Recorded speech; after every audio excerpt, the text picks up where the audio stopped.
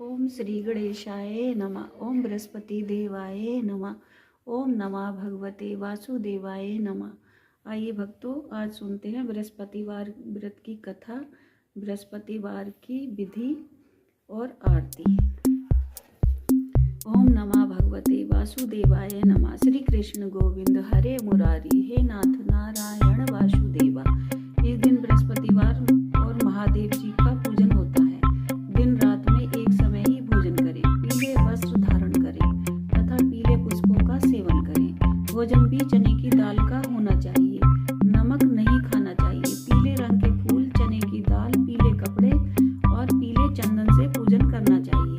पूजन के पश्चात कथा सुननी चाहिए। इस व्रत के करने से बृहस्पति जी अति प्रसन्न होते हैं, धन और पुत्र का लाभ होता है। स्त्रियों के लिए यह व्रत आवश्यक है। इस व्रत में केले का पूजन भी किया जाता है।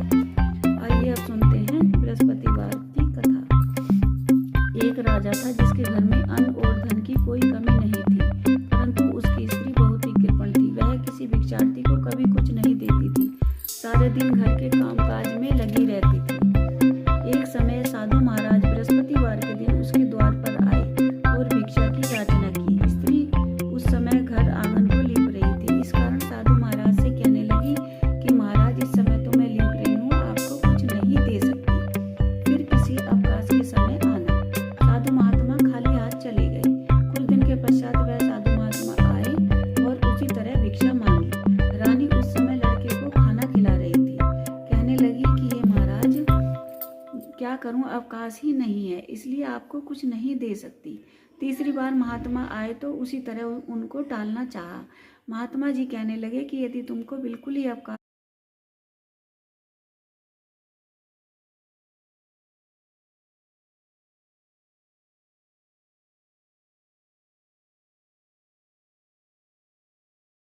हो जाए तो क्या तुम मुझको भिक्षा दोगी?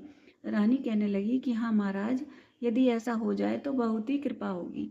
साधु महात्मा कहने लगे कि अच्छा, मैं तुमको एक उपाय बताता हूँ। बृहस्पतिवार को दिन चढ़ने पर उठो और सारे घर में झाड़ू लगाकर कूड़ा एक कोने में जमा करके रख दो। घर में चौका इत्यादि मत लगाओ। स्नान आदि करके घर वालों से कह दो कि वह सब हजामत अवश्य बनवाएं। रसोई बनाकर चूल्हे के पीछे रखा करो, सामने कभी न रखो। सायंकाल को बहुत अंधेरा होने के पश्चात दीपक जलाया करो।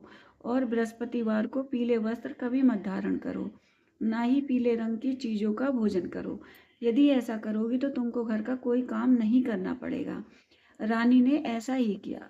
बृहस्पतिवार को खूब दिन चढ़ने पर उठी, झाड़ू लगाकर कूड़े को घर में एक तरफ इकट्ठा करके रख दिया। पुरुषों ने भी हजामत बनवाई। भोजन बनाने के पश्चात चूल्हे के पीछे रख दिया। उसके पश्चात वह सब बृहस्पतिवारों को ऐसा ही करती रही। अब कुछ काल बाद उसके घर में खाने तक को दाना ना रहा और भोजन के लिए दोनों समय तरसने लगी। राजा रानी से कहने लगे कि रानी, तुम यहाँ पर रहो, मैं दूसरे देश को जाता हूँ, क्योंकि यहाँ पर मुझे सभी मनुष्य जानते हैं, इसलिए कोई कार्य यहाँ पर नहीं कर सकता। देश चोरी परदेश भीख बराबर है। ऐसा कहकर राजा परदेश को चला गया। वहां जंगल में जाता और लकड़ी काट कर लाता था, शहर में बेचता था। इस प्रकार जीवन व्यतीत करने लगा। राजा के घर रानी और दासी दुखी रहने लगी। किसी दिन भोजन मिलता और किसी दिन पानी पीकर ही रह जाती। एक बार जब रानी और दासी को 7 दिन बिना भोजन के व्यतीत हो गए तो रानी ने अपनी दासी से कहा, हे दासी, यहाँ पास के नगर में ही मेरी बहन रहती है, वह बड़ी ही धनवान है। इस तरह तू उसके पास जा और वहां से 5 सेर बेजर ला, जिससे कुछ समय के लिए गुजर हो जाएगी। इस प्रकार रानी की आज्ञा मानकर दासी उसकी बहन के पास गई। रानी की बहन उस समय पूजा कर रही थी, क्योंकि उस दिन बृहस्पतिवार था। जब दासी ने रानी की बहन को देखा तो वह बोली, हे रानी, मुझे तुम्हारी बहन ने भेजा है, मेरे लिए 5 सेर बेजर दे दो। इस प्रकार दासी ने कई बार कहा, परंतु रानी ने कुछ उत्तर नहीं दिया, क्योंकि वह उस समय बृहस्पतिवार के व्रत की कथा सुन रही थी।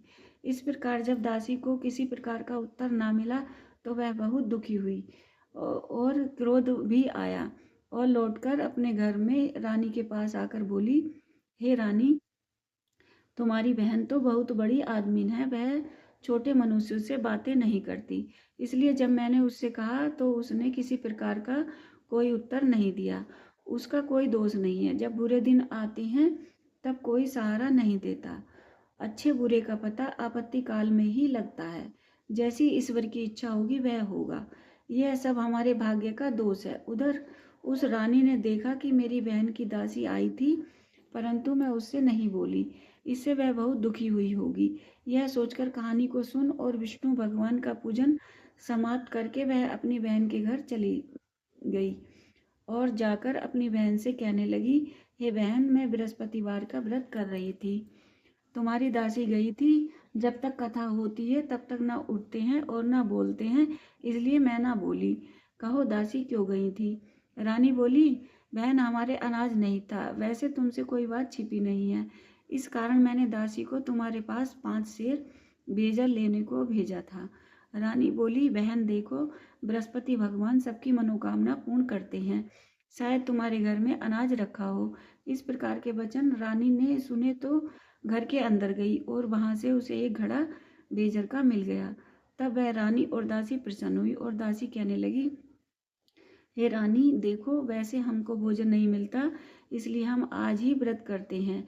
अगर इनसे व्रत की विधि और कथा पूछ ली जाए तो उसे हम भी क्या करें। तब उस रानी ने अपनी बहन से पूछा कि बहन, बृहस्पतिवार के व्रत की कहानी कैसी है तथा यह व्रत कैसे करना चाहिए।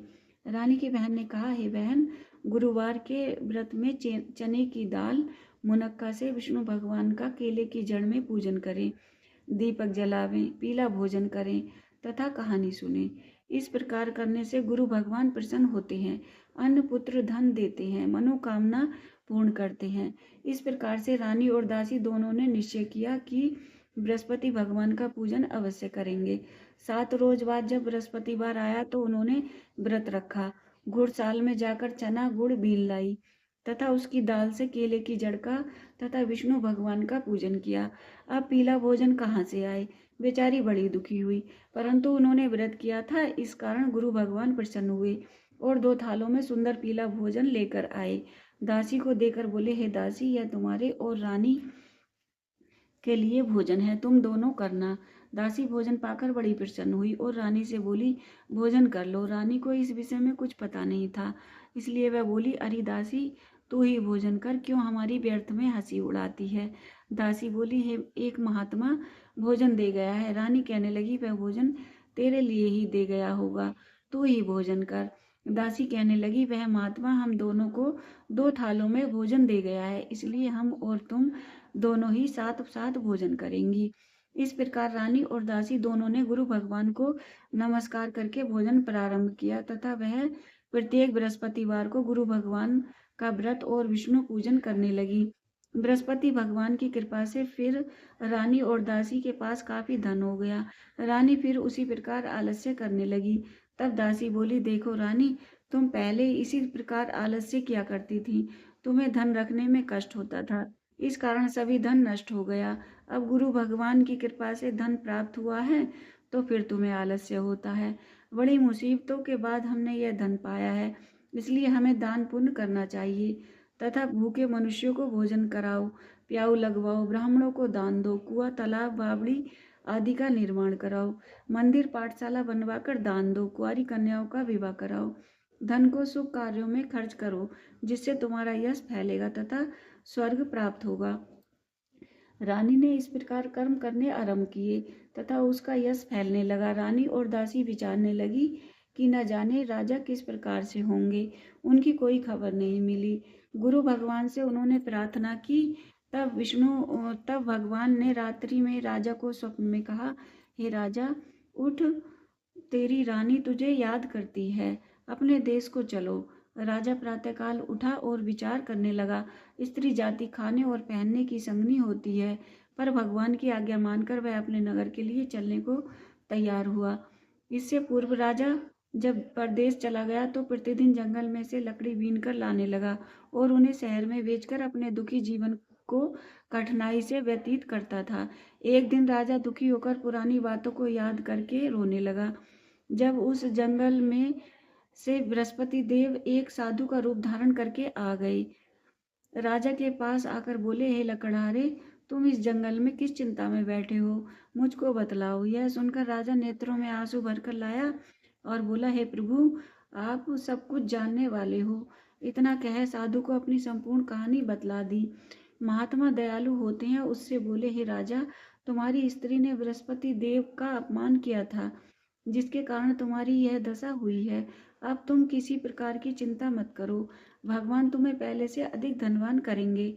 देखो, तुम्हारी स्त्री ने बृहस्पतिवार का व्रत आरंभ कर दिया है, और तुम मेरा कहना मानकर बृहस्पतिवार का व्रत करके चने की दाल, गुड़, जल को लोटे में डालकर केले का पूजन करो।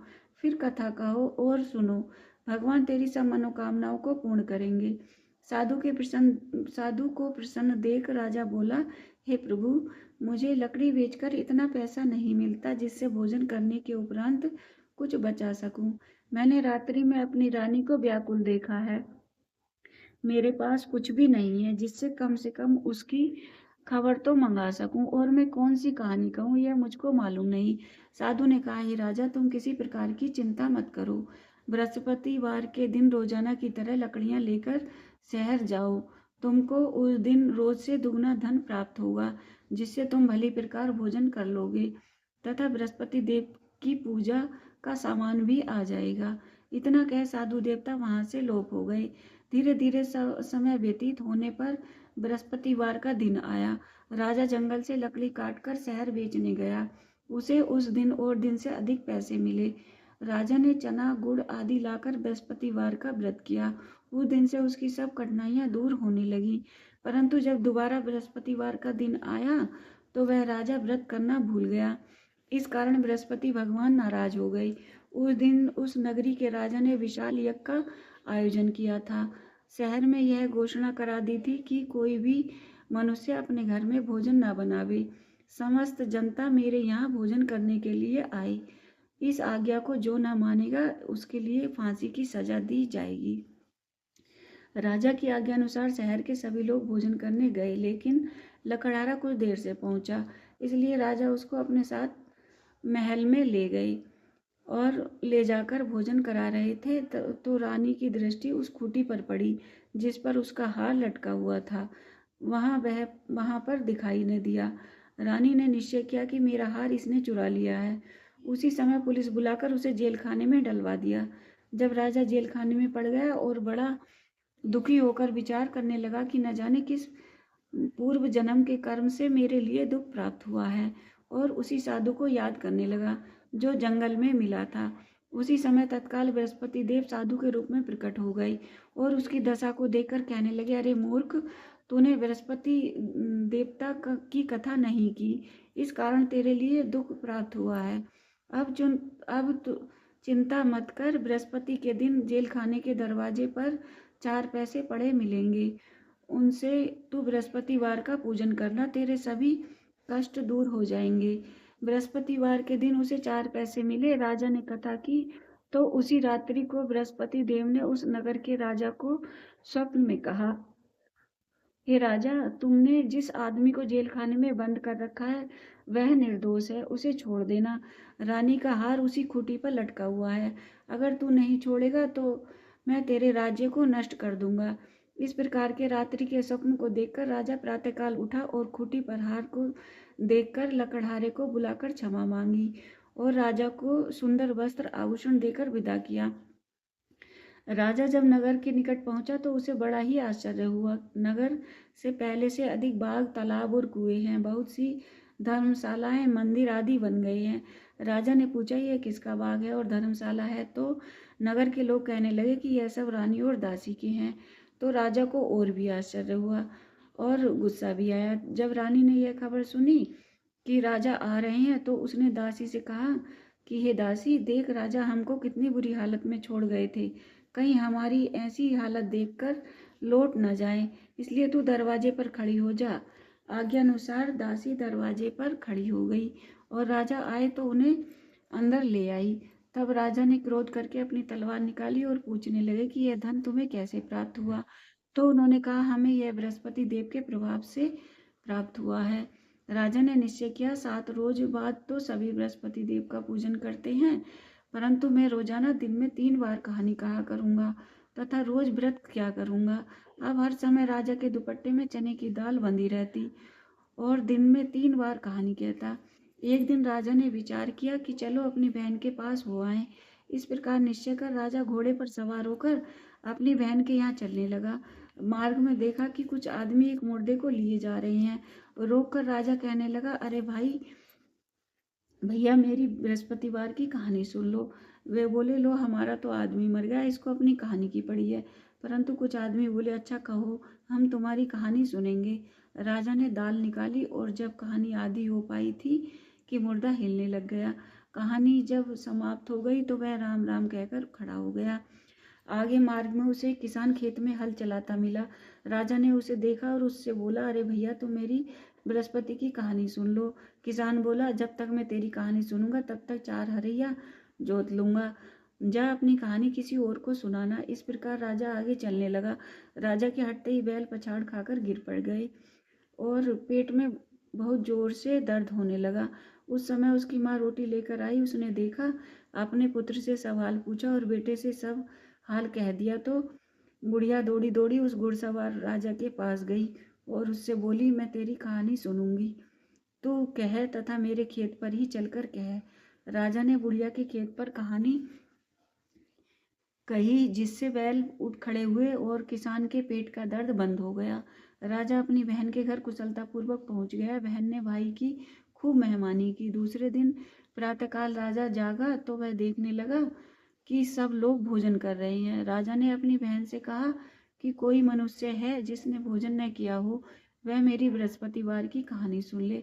बहन बोली, अरे भैया, यह देश ऐसा ही है, पहले यहाँ भोजन करते हैं, बाद में कोई काम करते हैं। अगर कोई पड़ोस में हो तो देख आऊं।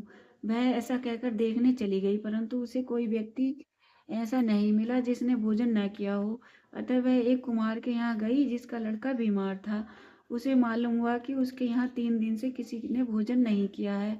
रानी ने अपनी बहन की कहानी सुनने के लिए कुम्हार से कहा अपने भाई की कहानी सुनने के लिए कुमार से कहा। वह तैयार हो गया। राजा ने वहां जाकर बृहस्पतिवार की कहानी कही, जिसको सुनकर उसका लड़का ठीक हो गया। अब राजा की प्रशंसा होने लगी। एक दिन राजा ने अपनी बहन से कहा कि हे बहन, हम अपने घर जाएंगे, तुम भी तैयार हो जाओ। यह बात राजा की बहन ने अपनी सास से कही। सास बोली, हाँ तू चली जा, परंतु अपने लड़के को मत ले जाना, क्योंकि तेरे भाई के संतान नहीं है। बहन ने अपने भैया से कहा, हे भैया, मैं तो चलूंगी परंतु बालक नहीं जाएगा। राजा बोला, जब कोई बालक नहीं जाएगा तो तुम क्या करोगी। बड़े दुखी मन से राजा अपने नगर को लौट आया। राजा ने अपनी रानी से कहा, हम निर्वंशी राजा हैं, हमारा मुंह देखने के लायक नहीं है और कुछ भोजन आदि नहीं किया। रानी बोली, हे राजा, बृहस्पति देव ने हमें सब कुछ दिया है, हमें संतान अवश्य देंगे। उसी रात्रि को बृहस्पति देव ने राजा से स्वप्न में कहा, हे राजा, उठ, सभी सोच को त्याग दे, तेरी रानी गर्भ से है। राजा को यह समाचार सुन बड़ी खुशी हुई। 9वें महीने में उसके 2 पुत्र पैदा हुए। तब राजा बोला, हे रानी, स्त्री जाति बिना भोजन के रह सकती है, बिना कहे नहीं रह सकती। जब तेरी बहन आए तो तुम कुछ ना कहना। रानी ने हाँ कर दी। जब राजा की बहन ने यह समाचार सुना तो वह बड़ी खुश हुई और वह बधाई लेकर अपने भाई के यहाँ आई। तभी रानी कहने लगी, घोड़े चढ़कर तो नहीं आई, गधे चढ़ी आई। राजा की बहन बोली, भाभी, मैं इस प्रकार न कहती तो तुम्हें संतान कैसे प्राप्त होती। बृहस्पति देव ऐसे ही हैं, जैसी जिनके मन में कामनाएं होती हैं सभी को पूर्ण करते हैं। जो भावना से प्रेम पूर्वक बृहस्पतिवार का व्रत करता है तथा कथा पढ़ता है अथवा सुनता है तथा दूसरों को सुनाता है, बृहस्पति देव उसकी सब मनोकामनाएं पूर्ण करते हैं। बृहस्पतिवार की बोलो श्री हरि विष्णु ओम जय भगवान बृहस्पति की जय, देवा, स्वामी बृहस्पति जय देव बृहस्पति की देवा। जय। ओम छिन नमः छिन भगवते भोग वासुदेवाय लगाई, नमः। कदली फल मेवा। ओम जय बृहस्पति देवा, तुम पूर्ण परमात्मा, तुम अंतर्यामी, जगत पिता जगदीश्वर, तुम सबके स्वामी। ओम जय बृहस्पति देवा चरणामृत निज निर्मल सब पातक हरता सकल मनोरथ दायक कृपा करो भरता। ओम जय बृहस्पति देवा तन मन धन अर्पण कर जो जन शरण पड़े प्रभु प्रकट तब होकर आकर द्वार खड़े। ओम जय बृहस्पति देवा दीन दयाल दयानिधि भक्तन हितकारी पाप दोष सब हरता भव बंधन हारी। ओम जय बृहस्पति देवा सकल मनोरथ दायक सब संशय तारो विषय विकार मिटाओ संतन सुखकारी। ओम जय बृहस्पति देवा जो कोई आरती तेरी प्रेम सहित गावे ज्येष्ठानंद बंद सो निश्चय फल पावे। ओम जय बृहस्पति देवा। बोलो श्री हरि विष्णु भगवान की जय, बृहस्पति महाराज की जय। कहानी अच्छी लगे तो चैनल को सब्सक्राइब करें, लाइक करें, कमेंट करें और ओम नमः भगवते वासुदेवाय जरूर लिखें। जय श्री कृष्ण।